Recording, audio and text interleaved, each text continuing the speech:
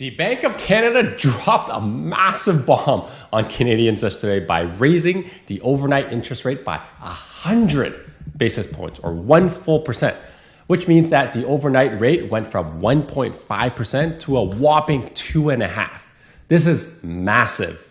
Most people I know were expecting 75 basis points or 0.75% rate hike by the Bank of Canada, but they showed us that they mean business when talking about fighting inflation and totally just shocked the entire market. So while the overnight rate affects the entire market, obviously in the entire economy, I'm going to give you my thoughts on how this monster rate hike from the Bank of Canada is going to affect the real estate market. And oh boy, is it ever going to. Now, if you're concerned about your home or your real estate portfolio, given the monster rate hike that we just got, and you're kind of just talking over about what options you have, you can book a strategy call with me using the link right here that's on the screen. It's www.chatwithzen.com. Simply click on the date and a time that works best for you. And then when you see the prompt, fill in your name, email, mobile phone number, and the question you have for me, and then we'll chat then. Good day, Toronto. Welcome to another episode of Prime Properties TV. My name is Zen, and I run a RE/MAX brokerage in the Greater Toronto area, in addition to making awesome educational real estate content for you like this. Yep. Bank of Canada dropped a massive bomb on us yesterday. This means that if you were on a variable mortgage, your monthly payment increased roughly by $52 for every $100,000 of mortgage that you owe. So if you had $1 million mortgage, that's up $520 a month. Now, if you're with some of the main banks such as TD, BMO, RBC, CIBC, your monthly payment will stay the same since you likely have a variable mortgage with a static payment, meaning it stays the same. However, for everyone else, your monthly payment will probably go up, like I said earlier, $52 for every $100,000 of mortgage that you have on your homes and all your investment properties and your cottages. Now, the reason why this 100 basis point rate hike is going to send massive shockwaves throughout the real estate market is two things. First one, the stress test is now unavoidable. Number two, trigger rates on those variable mortgage rates with static payments I was talking about before, like your TDs, RBC, BMO, and CIBC, will start triggering. So ultimately, both of that will reduce prices and the amount of sales and sales volume in the coming months. So make sure you stick around to the end. On top of those two things, I'll give you my take on where I think interest rates are going to end up, given that we just got a 9.1% US CPI inflation print. That came in yesterday as well. Yeah, we'll talk about that.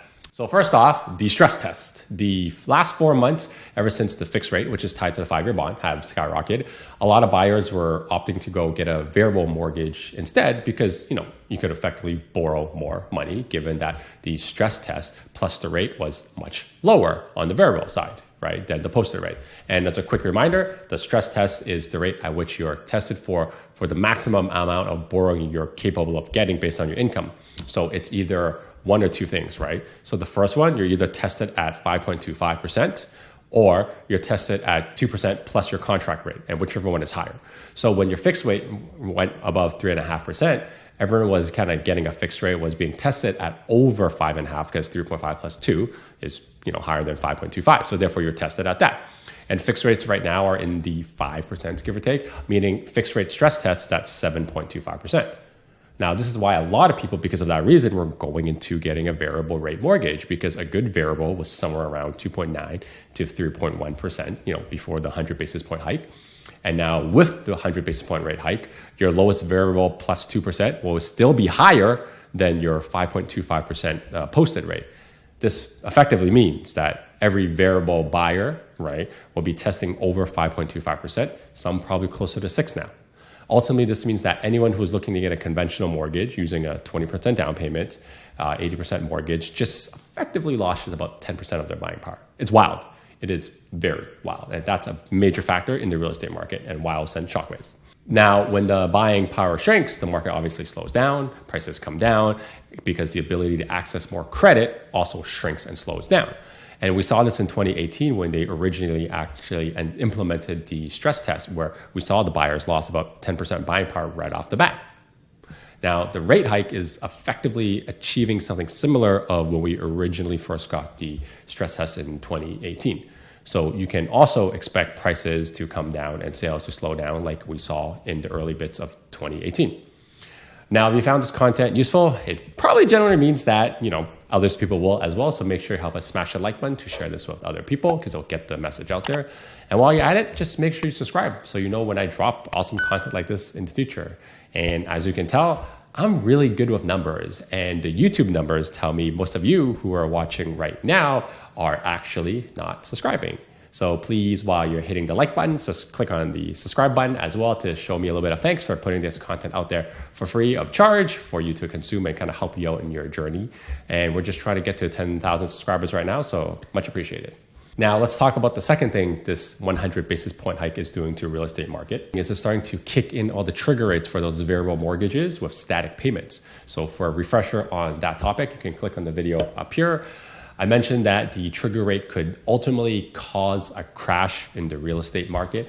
Yeah, and we're starting to see signs of that right now because of the trigger rate, plus what numbers came up for the market watch last week that I talked about. And again, the video's up here if you want a little bit of recap. Now, the starting trigger rate for most of the mortgages that I've seen is somewhere around 4%. And while some trigger rates are already hit, some are at the cusp, just right at the end of it, right? So when we get another interest rate hike come September 7th, which is the next date the Bank of Canada makes an announcement, it will probably trigger that person's trigger rate. Now, what this means is anyone whose trigger rate kind of kicks in is either going to have to do two things, right? They're going to, one, have to change their monthly payment to a higher amount. That will help them catch up with their payment because their amortization have been kind of extended because their static payments have been the same. Or number two is that you have to pay a large sum of money, an injection to contribute to the kind of mortgage pay down that you missed because of the static payment, so that again you can also catch up with the amortization schedule. So either way, what this means for the average Canadian is that they're going to be losing monthly cash flow on top of this ridiculous cost of living inflation that we're getting, or lose a chunk of their savings that we're supposed to help them ride out the potential upcoming recession that we're going to get.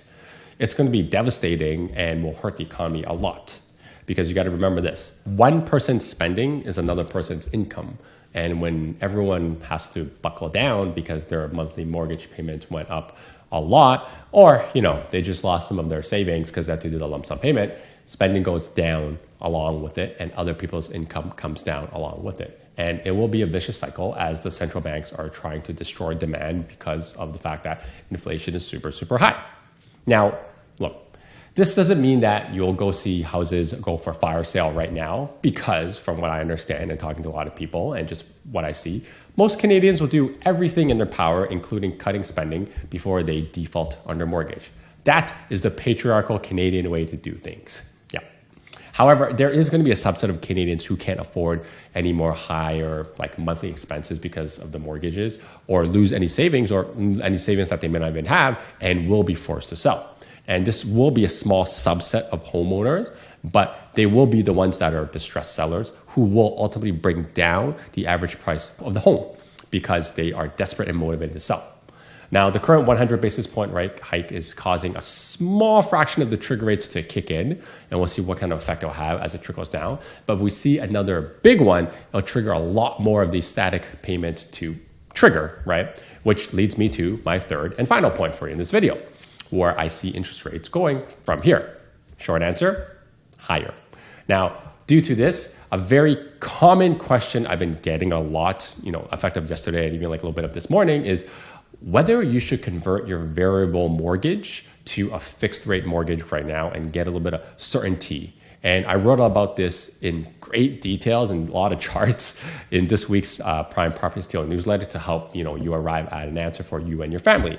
And if you're not subscribed, you can get a copy of that article. I'll put in a PDF form for you, so you can just click on the link below, put your email in, and I'll send it to you right away.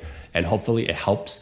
And the reason why I put it together is to help you, give you an idea of what the lay of the land is, how to think about whether you should go from variable to fixed so that you can make the right decision with the right information. Now, the reason why I think interest rates are going higher is because yesterday, on top of the Bank of Canada's interest rate, there was an announcement for the U.S. Consumer Price Index inflation, which came out at 9.1%, which is like a 4-decade high. So this fight against inflation is going to continue persisting, right? So the federal bank, which is the Bank of Canada equivalent in the US, will have their rate announcement on July 27th.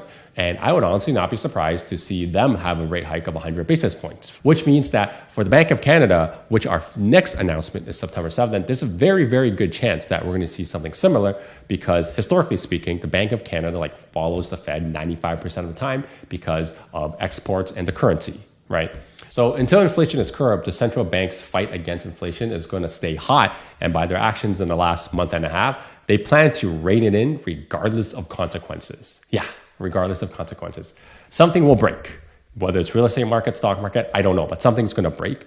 And I think they have to overdo it with the fight against inflation because of how much credibility they lost in the last 2 years. Remember, these are the same people, the central banks speaking, right, that they said inflation was transitory when we all knew it wasn't. And they're still saying it's at 9%, it's probably higher. And they also said they would keep rates low until 2023. So they've been proven time and time again in the last 2 years that their call on the economy and what's happening is obviously wrong. So even if inflation starts to roll over, I think they're going to be using lagging indicators and it'll probably bring us into a recession just to regain some credibility. I'm not saying that could happen, but that's what it looks like it's happening based on their actions. I mean, their jobs are on the line, so I get their perspective. Are the incentives wrong? Yes. Will that probably happen? There's a good chance. And that's kind of a wrap for all the announcements, not to scare you or freak you out, but I just want to put out all the stuff that I'm thinking about what's happening right now in a timely manner so that, you guys can position yourself accordingly. And if you're concerned about your home, your portfolio, given the circumstances, and you kind of want to book a call with me to see what's going on, you can use the link right here. It's www.chatwithzen.com so we can chat about how you can make some defensive moves for yourself in the real estate space. Until next time, your move, your future. See ya. Now that you're done watching this one, how about this one? Oh, you know what? This one's good too. Ooh, this one's really good. You know what? Just watch them both.